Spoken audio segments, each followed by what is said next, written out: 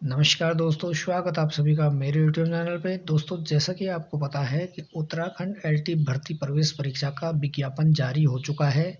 तो इसी क्रम में शिक्षण अभिरुचि का जो पेपर है उससे संबंधित एक टॉपिक है अभिप्रेरणा एवं अधिगम पर इसका प्रभाव।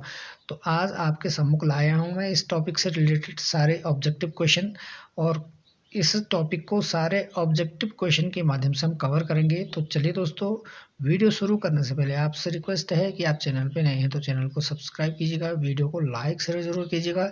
तो शुरू करते हैं आज की वीडियो का पहला प्रश्न। जॉन पी डिसिको ने अभिप्रेरणा के किन 4 स्रोतों की विवेचना की है?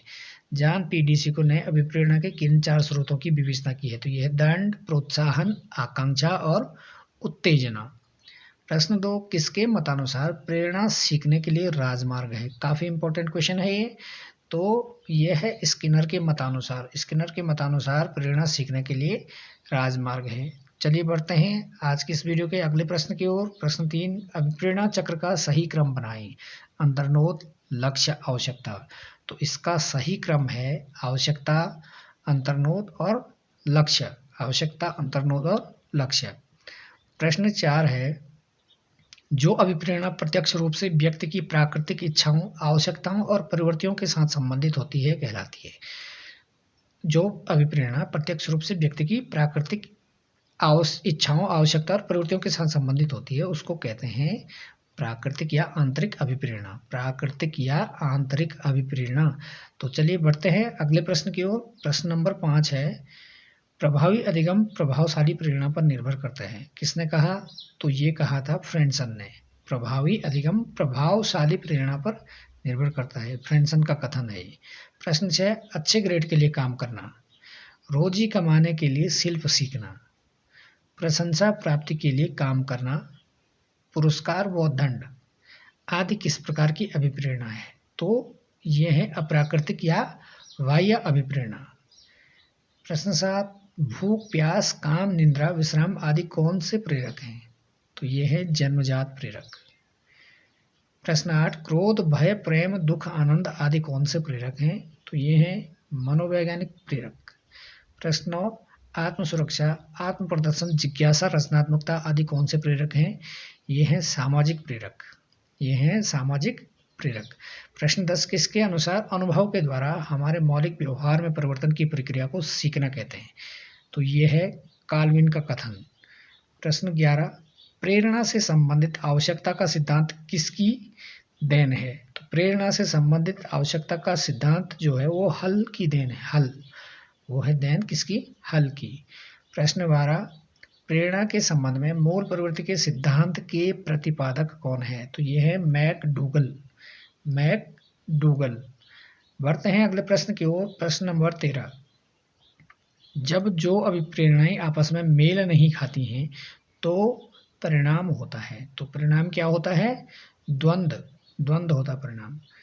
प्रश्न 14, अभिप्रेरणा शिक्षण का महापथ है, इस कथन से तात्पर्य है? तो इस कथन से तात्पर्य है अभिप्रेरणा शिक्षण की सुग्राह्यता के लिए उर्वर भूमि तैयार करता है। शिक्षण की सुग्राह्यता के लिए उर्वर भूमि तैयार करता है। प्रश्न 15, मैस्लो के अभिप्रेरणा सिद्धांत को कहा जाता है? तो इसको कहा जाता है आवश्यकता का सिद्धांत।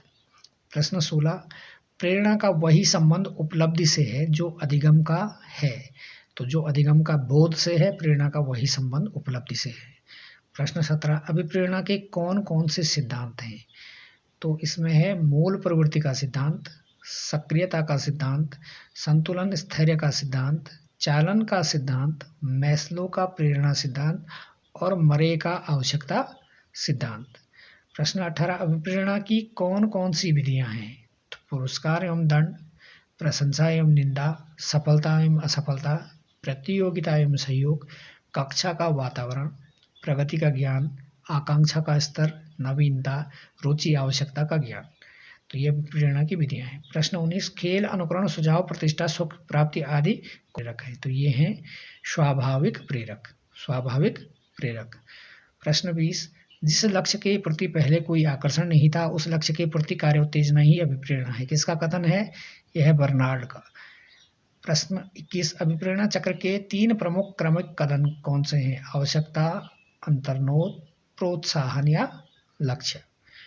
प्रश्न 22, प्रेरणा को सीखने के लिए राजमार्ग किसने कहा? ये कहा स्किनर ने। किसने कहा? स्किनर ने। अगला प्रश्न इसी वीडियो का प्रश्न नंबर 23, प्रेरक प्राणी के अंदर की वे शारीरिक तथा मनोवैज्ञानिक दशाएं हैं जो विशिष्ट प्रकार की क्रिया करने के लिए प्रेरित करती हैं। किसका कथन है ये? गेट्स एवं अन्य का। थकान, रोग, लिंगभेद, परिपक्वता में से किस शारीरिक कारक का सीखने पर अनुकूल प्रभाव पड़ता है? तो ये पड़ता है परिपक्वता का। तो दोस्तों ये थी आज की वीडियो। पसंद आई तो लाइक शेयर जरूर कीजिएगा और इसी प्रकार की वीडियो के लिए हमारे चैनल को सब्सक्राइब कीजिएगा। धन्यवाद।